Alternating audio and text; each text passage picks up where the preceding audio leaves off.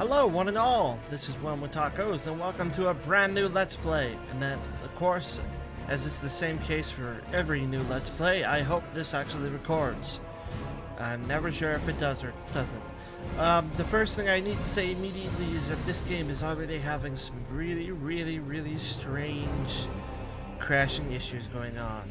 And it seems to be when I try to fiddle around with the options. So hopefully that stops. I tried to lower the volume and that's when it started happening, so hopefully you can hear me just fine right now and it's not too loud.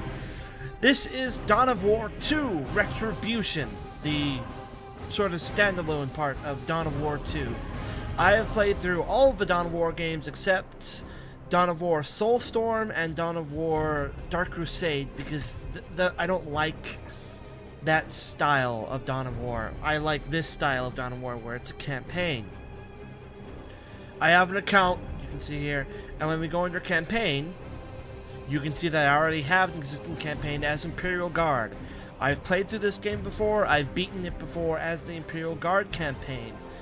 I like this game a lot, I like this series a lot, I like 40k a lot. I'm a big 40k player, I actually play the tabletop version. I have 3 armies that I own myself. I have about 4,000 points worth of each, give or take, some I have more for. And I'll go into that in a second because I don't want to spoil too much. This is Dawn of War. This is a strategy game based in the Warhammer 40,000 universe, 40k, as I will be calling it, as we fans call it. It is 40k. So, we're going to start a new campaign. No, we're not going to play the prologue because I can figure out what I'm doing. It hasn't been that long. We have to select a faction. These are the playable factions in Dawn of War Retribution for the campaign. There are other playable factions like Tau and Necron you don't see here because they're not playable in the campaign. They're playable in a different game mode. I will go over each of the ones you see here in turn. First we have the Chaos campaign. Chaos, you can read it up there. Chaos Space Marines are twisted, fallen Space Marines who have succumbed to the temptations of foul energies of the warp and dedicated themselves to the service of the Chaos Gods. Mixing strong infantry with demonic forces, the Black Legion are led by Chaos Lord Eliphas, the Inheritor, a mortal enemy of the Blood Ravens. Probably read that wrong. These are basically the generals that you play when you select the faction.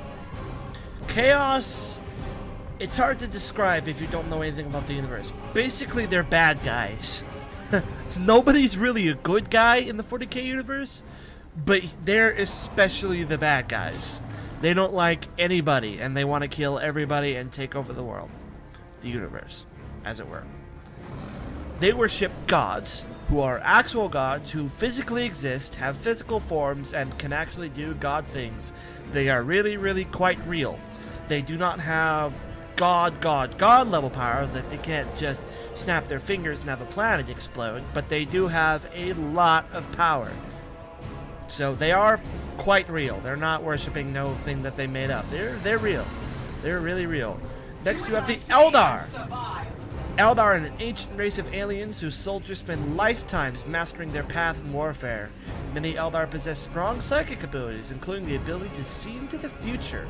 The Eldar of the craft world Altiok are led by Altruck Caliph. I cannot even begin to spell some of this stuff. Eldar are basically space elves. They're really fancy. They do a lot of fancy footwork. They're basically squishy all across the board. They don't have a lot of tough units, but they have a lot of units that are good at everything. Like I don't mean good at everything, but I mean they have a unit for every situation. Eldar are extremely specialized, and they have a unit to solve any problem. They have a unit, for example, say Fire Dragons. Fire Dragons are really good at anti-vehicle and anti-something really big like monstrous creature, like this guy back here. But that's all they're good at, and they're basically their entire army follows that function. They do they have different units who do one thing really particularly well, but they don't have any really at all that are kind of tough. They have a few, but not really. That's not their thing. They tend to move very quickly. They tend to get around very fast. That's sort of how they roll. I don't play Eldar. I don't play Chaos. I don't play Eldar. I only play 2 that you see here. Next, You have the Tyranid campaign. Tyranids are a devastating species of aliens who strip entire worlds of all biological matter in massive invasions. This splinter of High-Feet Leviathan was cut off during the Tyranid invasion of some sector Aurelia.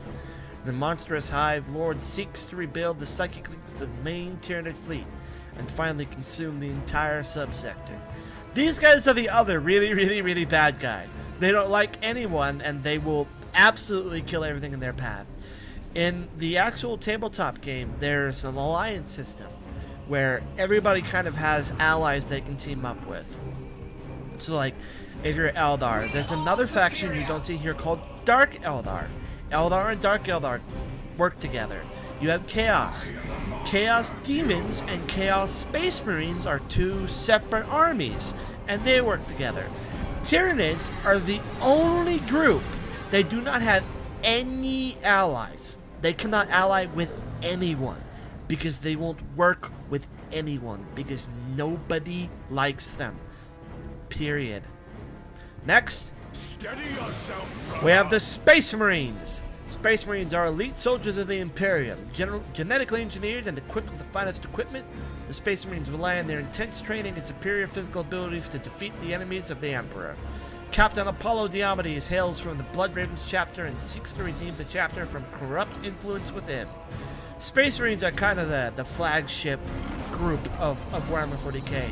Generally, if you know anything about Warhammer 40k, like if you know a little but nothing, basically nothing at all, you know who the Space Marines are. They are the big ones. They're the ones everyone knows by name, the big heroes. I didn't explain the way the Tyranids work. Tyranids are a combination of really big, hard-to-kill creatures like this guy you see here, and really small creatures that come in huge, insane swarms.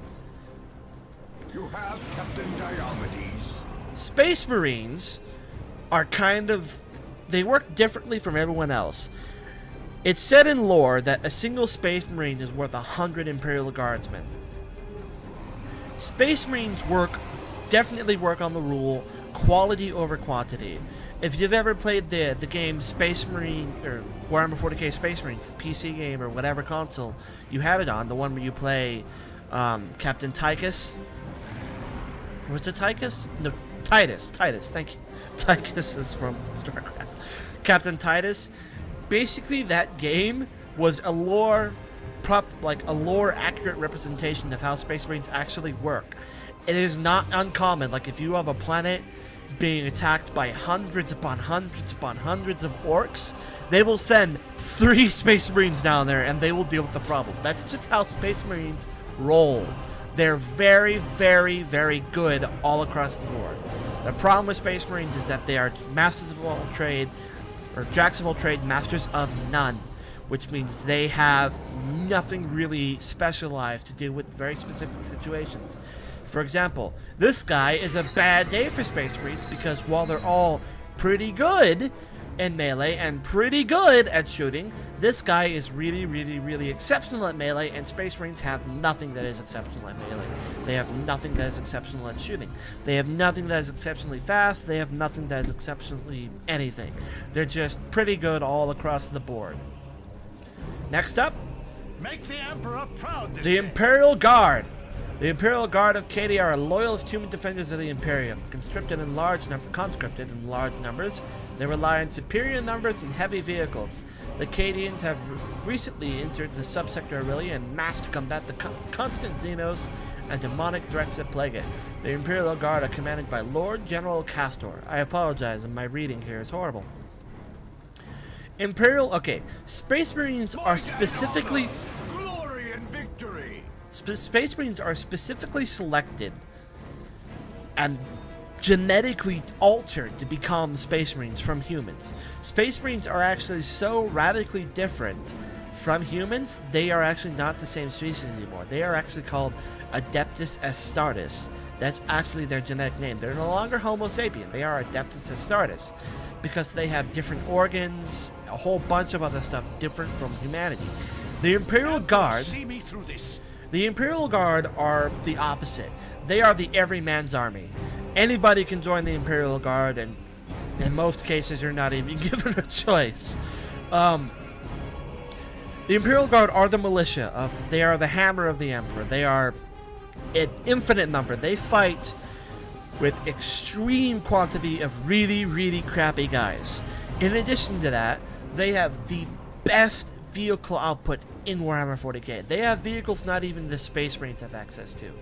They have amazing tanks, all that stuff. So they got vehicles and troops. That's what they're really, really, really good at. But I already played through the Imperial Guard. And for the record, I didn't say it, one of the armies that I own is Space Marines. I am a Space Marine player, though not by choice. It's a long story. I started off with a codex called Black Templar and slowly became a Space Marine player, not by choice. Those of you who played Black Templar back in 4th edition know what I'm talking about. Sad times. But I will not be playing any of these. I will be playing the John Cena!